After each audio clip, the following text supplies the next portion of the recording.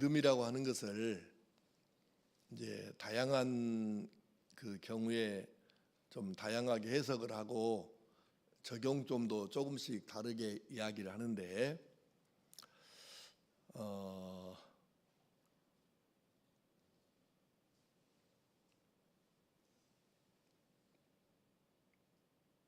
예수님께서 내 죄를 대신 지시고 내 죄값을 치르시느라고 지불하시느라고 십자가에서 나를 위해 죽어주셨다. 그리고 또 부활하셨다. 이 부분에 대해서 우리가 말씀할 때에 이런 게 있습니다. 오늘 지금 계속해서 같은 본문을 3시간째 말씀을 나누고 있는데 예수님께서 십자가에 죽으실 때에 내가 그 예수님과 연합하여 나도 십자가에서 죽고 예수님께서 부활하실 때에 나도 예수님과 연합하여 부활했다 또는 한다 이렇게 우리가 고백을 하는데 있는 그대로 표현하자면 사실 나나 여러분이나 죽어본 적도 없고 다시 살아나 본 적도 없지 않습니까?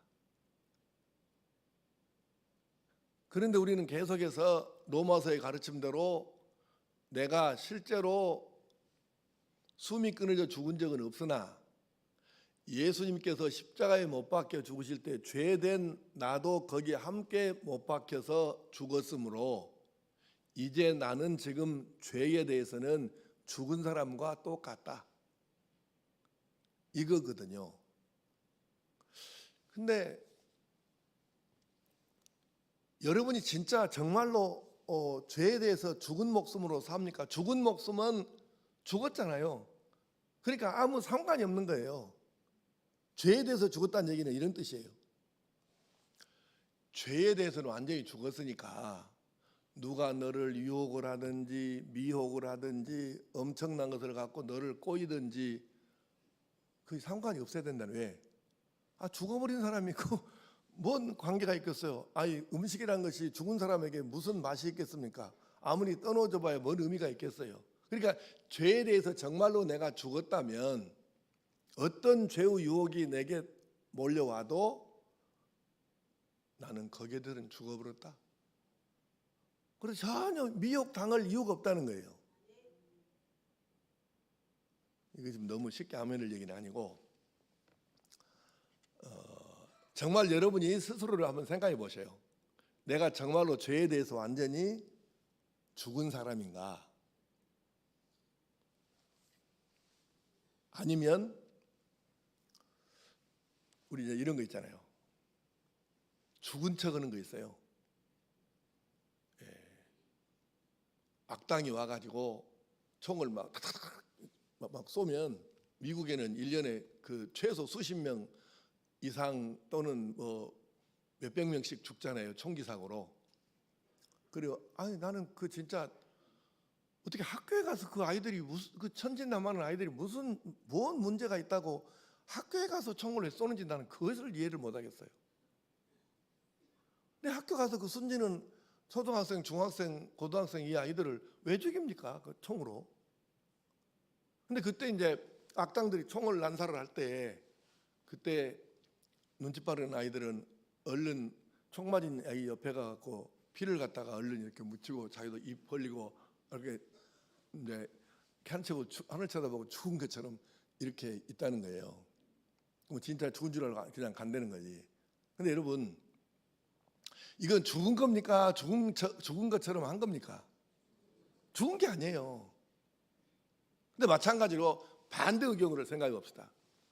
어떤 선한 보안관이 나쁜 경우 이것도 잘못된 경우긴 하지만 악당들만 쫓아다니면서 이렇게 죽인다든가 막 아주 돼지게 팬다든가 이럴 경우에 이것을 아는 악당은 얼른 죽은 척하든지 하여튼 이제 안 죽을 수를 내겠죠. 근데 그거는 척하는 것뿐이에요. 그 보안관이나 이런 사람이 사라지면 다시 자기 본색이 나와가지고 또 이제 못된 짓을 하겠죠. 근데 이거는 아니라는 거죠. 죽은 척 말고 정말로 내가 죄에 대해서 예수님께서 십자가에 못 박혀 죽으실 때 나도 죄성이 죄에 대해서 죽었다. 이 말씀의 참 뜻은 뭐냐면 조금 전에 말씀드린 바와 같이 나도 여러분도 죽은 적이 없다니까요. 그런데 이건 자발적인 것이에요. 내가 자원해서 자발적으로 예수님께서 십자가에 나를 위해 죽으셨을 때 나도 같이 거기서 더불어서 죽었다. 그러면 뭐가 죽냐면 죄에 대하여 죽는다는 것입니다. 이건 자발적인 것이에요. 그러니까 만약에 우리가 억지로 죽으면 그건 세상 말로 개죽음이죠. 그러니까 우리가 내 죄 때문에 죽는다고 해도 나는 와 진짜 죽기 싫은데 안돼 그렇게 죽으면 그거는 개죽음이에요. 아무 의미가 없는 거죠. 여러분 우리가 만약에 자발적인 죽음이 아니고 억지로 개죽음처럼 그렇게 죽는다고 하면 부활하고는 아무 상관이 없어요. 개인적인 죽음은 부활하고는 아무 상관이 없어요. 왜? 그거는 자발적인 죽음도 아니고 더구나 십자가에 예수님과 내가 하나 되어서 연합해서 죽는 죽음이 아니기 때문에 이 죽음은 전혀 부활과는 관계가 없습니다. 그래서 예수님께서 십자가에 못 박혀 죽으실 때 나도 거기서 함께 죽었다. 이것은 내가 죄에 대해서 자발적으로 죽었으니까 억울할 것도 없고 빼앗기는 것도 아니고 그래서 하나님께서 그래 네가 죄에 대해서 죽고 죄성으로 완전히 묻어버렸느냐? 그러면 네가 어떻게 살래?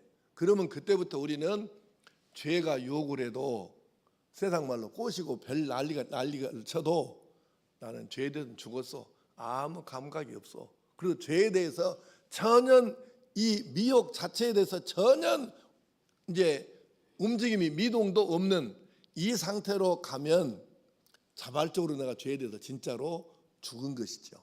근데 죽은 척 예를 들어서 윗 어른이 계셔가지고 내가 뭐 잘못을 하거나 말을 함부로 하거나 그러면 근데 그런 어른이 있다고 합시다.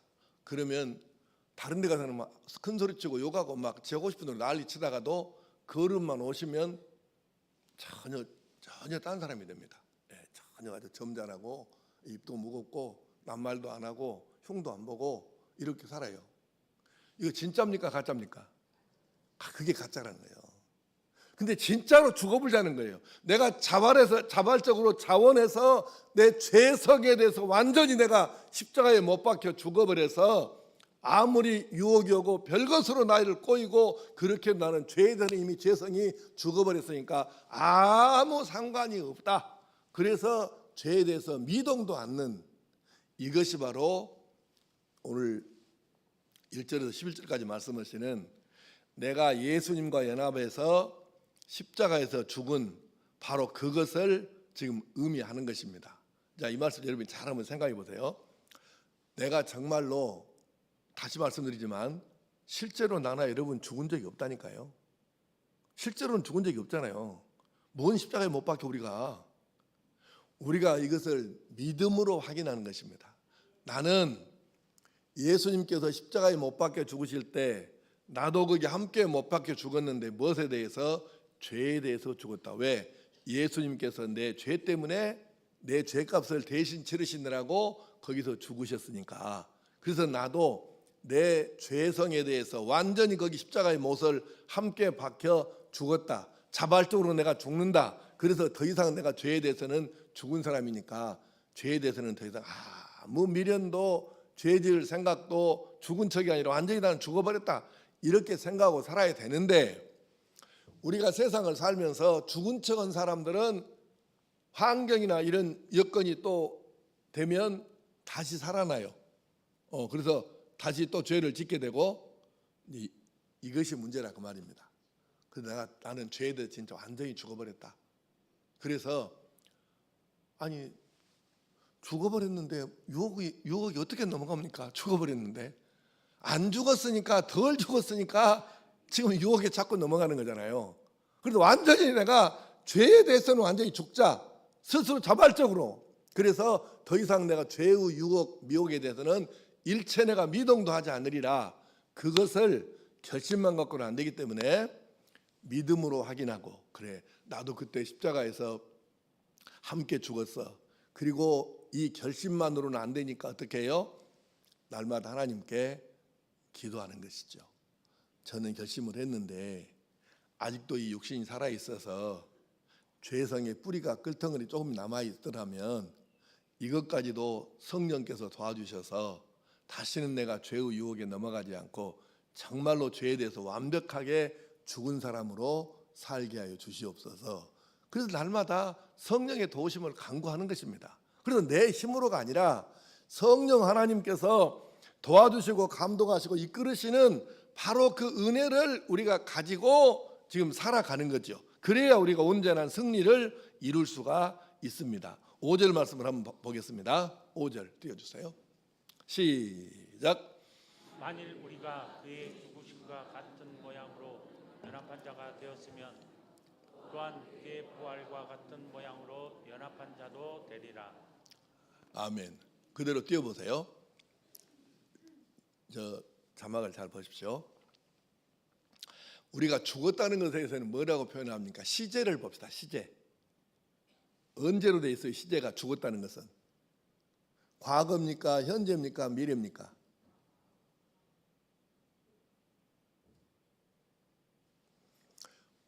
우리가 그의 죽으심과 같은 모양으로 연합한 자가 되었으면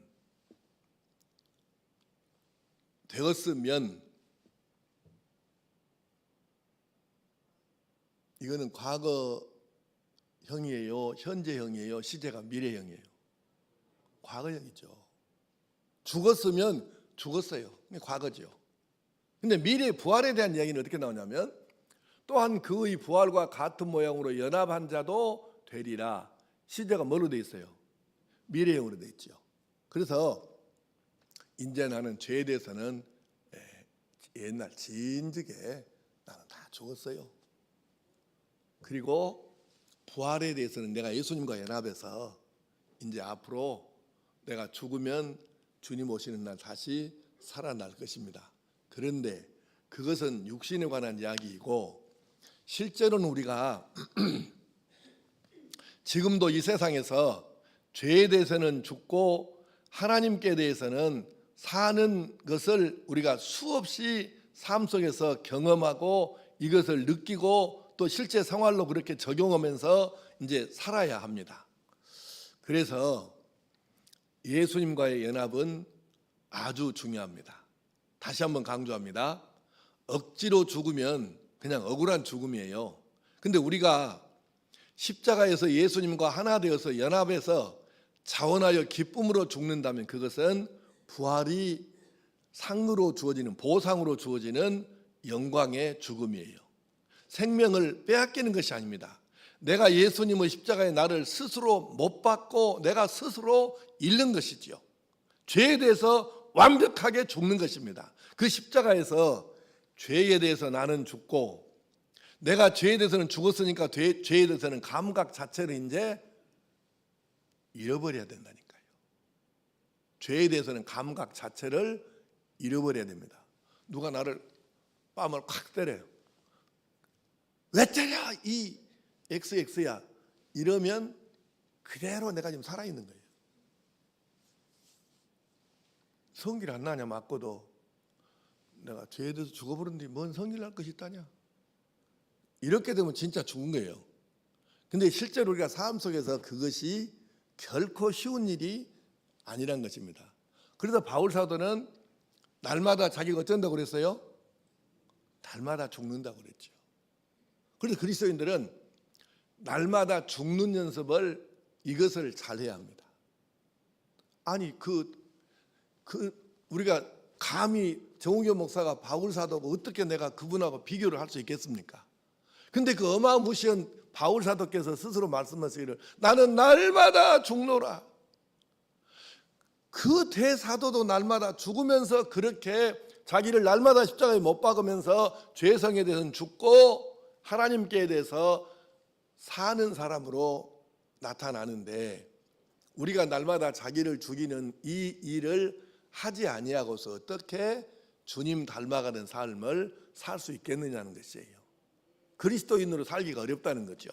그래서 십자가에 대해서는 내가 죽지만, 그래서 죄에 대해서는 내가 둔감합니다. 이제 난 더 이상 죄에 대해서는 민감하지 않다. 그래서 죄에 대해서는 감각 자체가 죽었으니까. 그런데 이제 반대 현상이 일어나요. 그게 뭐냐면 하나님께 대해서는 살아났다 그 말입니다. 죄에 대해서는 죽었잖아요. 근데 우리 마음이 하나님께 대해서는 똑바로 똑똑하게 살아있는 거예요. 그러니까 이제 하나님께 대해서는 둔감이 아니라 민감한 거죠. 그래서 하나님께서 내게 뭔가 감동을 주시면 민감해요. 영적으로 민감해서 즉각 바로바로 반응하고 응답을 하는 것이죠. 죄에 대해서는 둔감하고 하나님께 대해서는 민감해지는 이 특징을 십자가에 자기를 못 박는 사람들이 가지고 있는 것입니다. 이제 나는 죄에 대해서는 모른다. 왜? 죽었으니까. 하나님께는 나를 주장하시고 다스리시고 이끄시고 명령하시는 이 분이 하나님이신데 나는 이 한 분에만 매여 살겠다. 그래서 감히 누가 나한테 함부로 못하는데, 그래서 내가 하나님 한 분에게만 온전히 순종하고 복종한다. 이 마음을 가지고 사는 거죠. 죄에 대해서는 죽어요. 아무리 죄가 나를 별스럽게 유혹해도 이제는 상관없어요. 둔감해져서 별스럽게 해도 상관없어. 그런데 하나님 한 분에 대해서는 이분에게는 내가 민감해야 되고 이분에 대해서는 내가 절대 순종해야 되고, 그래서 이 한 분의 말씀만 내가 따르고 사는 거예요. 그것이 십자가에서 죄에 대해서 죽고 하나님께 대해서 살아나는 사람의 특징이 되는 것이죠. 그래서 우리가 이것을 말로는 쉬운데요, 쉽지 않습니다. 그래서 연습을 많이 해야 됩니다. 죄에 대해서는 계속 죽고 둔감해지고 하나님께 대해서는 계속 살아나고 민감해지는 이 연습을 사는 동안에 계속해서 많이 해야 됩니다. 이것이 만약에 쉬웠다면 목회를 내가 벌써 46년인가 7년을 하고 있으니까 진즉 내가 선수가 되었을 거 아니에요. 그러지 않겠어요? 목회한 지가 벌써 내가 50년이 가까운 사람인데 이거 쉬운 일이라면 진즉 내가 선수가 됐어야지, 이 방송에는. 근데 그렇지를 않아요. 이렇게 오래 목회하고 예수 믿은 지가 이렇게 오래됐어도 지금도 나도 바울사도 말씀 빌리자면 내 속에서 날마다 싸우는 것입니다. 그래서 이게 쉬운 일이 결코 아니에요. 날마다 내 속에서 하나님께 대해서 민감하려고, 근데 또 한쪽에서는 계속해서 죄에 대해서도 민감해라 반응해라 하니까, 그래서 항상 마음에 싸움은 그칠 날이 없어요. 이거는 계속해서 반복적으로 연습을 해야 되는데 한두 달만 이거 연습을 안 하고 포기하잖아요. 바로 살아납니다. 이제 실제적인 예가 많이 있긴 한데요, 이게 다 좋은 이야기들이 아니어서 소개하기는 좀 어렵고 좀 그러네요. 중간에 목회하다가 중간에 목회를 포기한 분들을 내가 여러 사람을 알고 있거든요. 그런데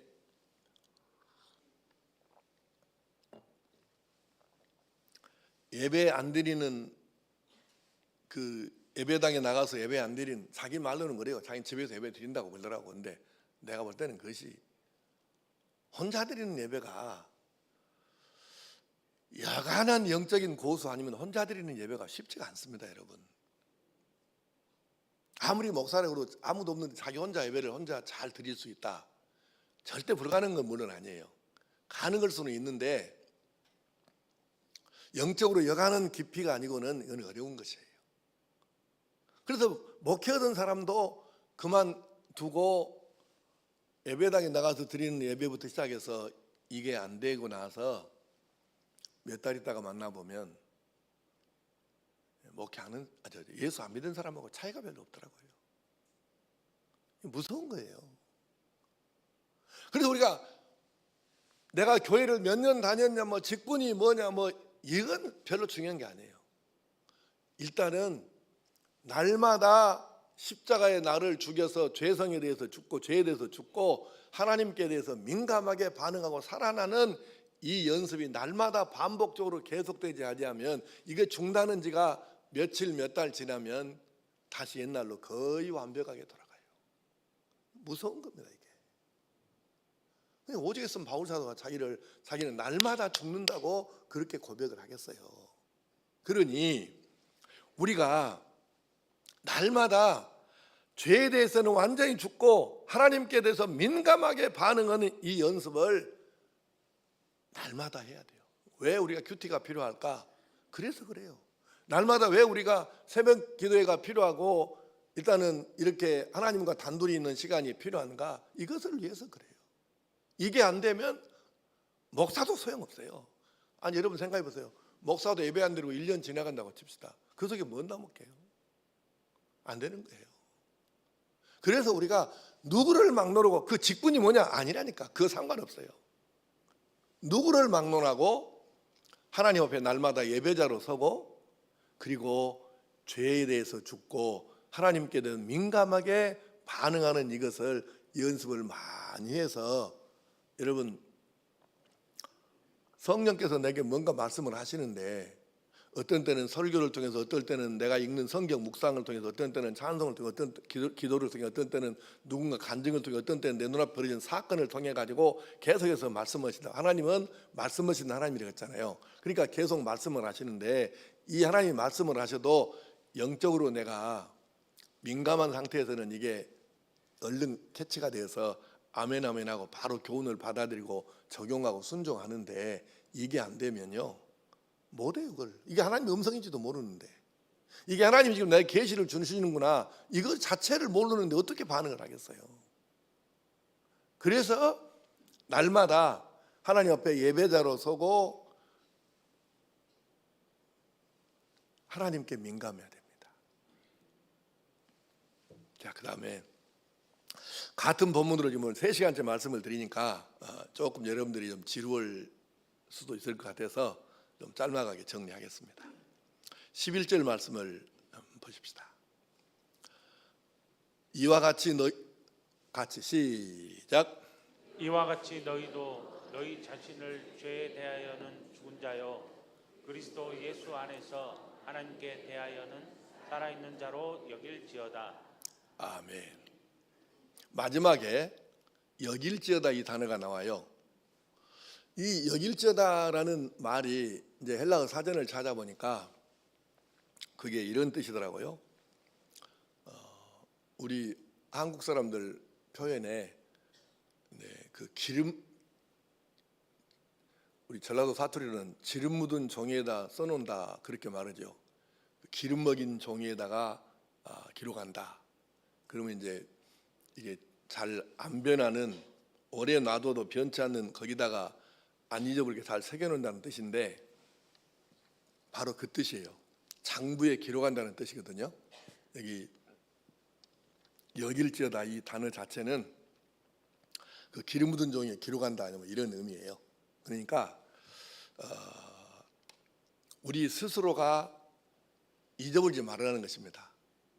너는 네가 잘해서 죄가 없어지고 뭐 하나님 앞에 의로운 사람이 된 게 아니고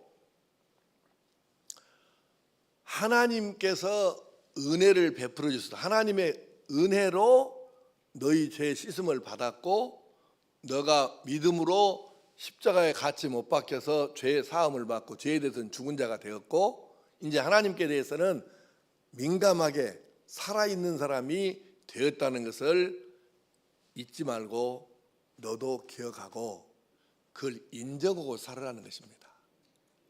물론 그렇다고 해도 우리가 완전하지는 않아요.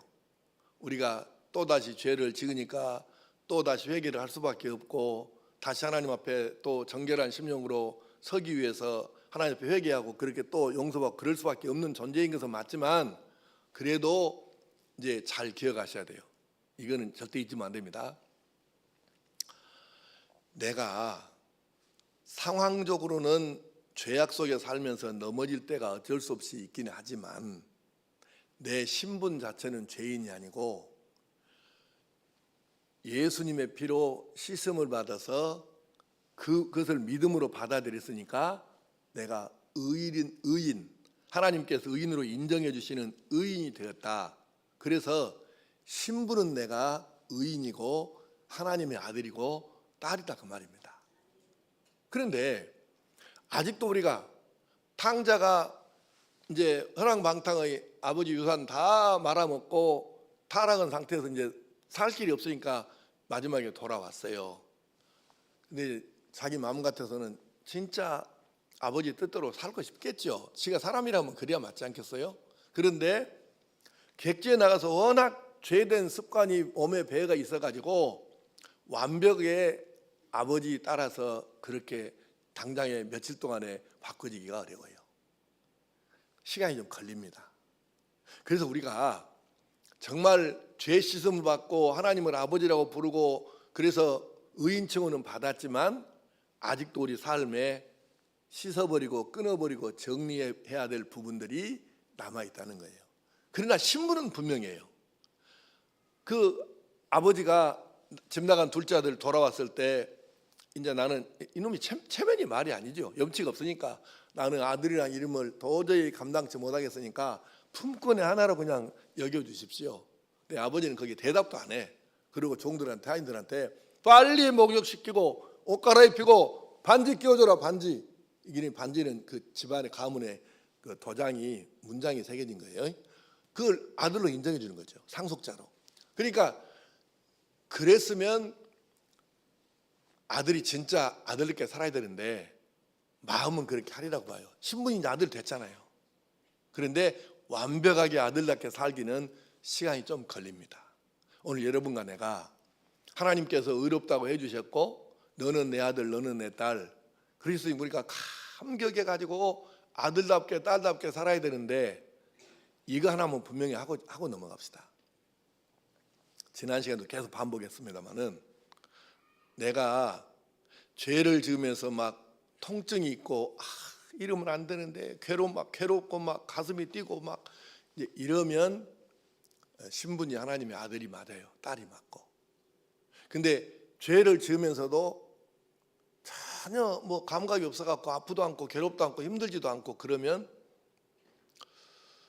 이제 이게 문제인 거예요. 뭐 우리 가운데 그런 사람이 혹시 있겠습니까? 만에 하나 그렇다면 처음부터 다시 시작해야 됩니다. 예수님이 그 안에 안 계신다는 뜻이에요. 내 아내가. 그래서 복음 제시 다시 받아서 예수 영접을 다시 해야 됩니다. 네. 이거 잊으면 안 됩니다. 내가 죄를 지으려고 생각만 해도 얼굴이 뜨거워지고 막 얼굴에 표시가 나고 이러면 지극히 정상이에요. 하나님의 아들 딸이 확실합니다. 의인입니다. 죄를 지으면 막 괴로워 너무 힘들고 막 이건 진짜예요. 이거는 확실한 하나님의 아들 딸이에요. 의인 됐습니다.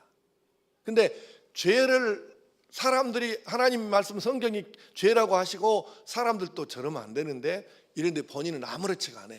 그러면 그 속에 예수님이 안 계신 게 맞아요. 그래서 그런 사람이 없다고 보지만 혹시 우리 중에 그런 사람이 한 명이라도 있다면 사람들은 모르잖아요. 누가 낀지를. 근데 일단은 본인이 나는 내가 예수 영접을 다시 해야 될 사람이구나 이렇게 확신하고 시작을 다시 하십시오. 복음 제시, 예수 영접 이거 다시 해가지고 그래서 완전히 죄 사함 확신이 있고 감격이 경험되어지면 그 다음부터는 죄에 대해서 지으려고 하면 이제 괴롭습니다. 너무 힘들고 그렇게까지는 돼야 돼요. 그게 의인입니다. 대답이 전혀 없어 그래요.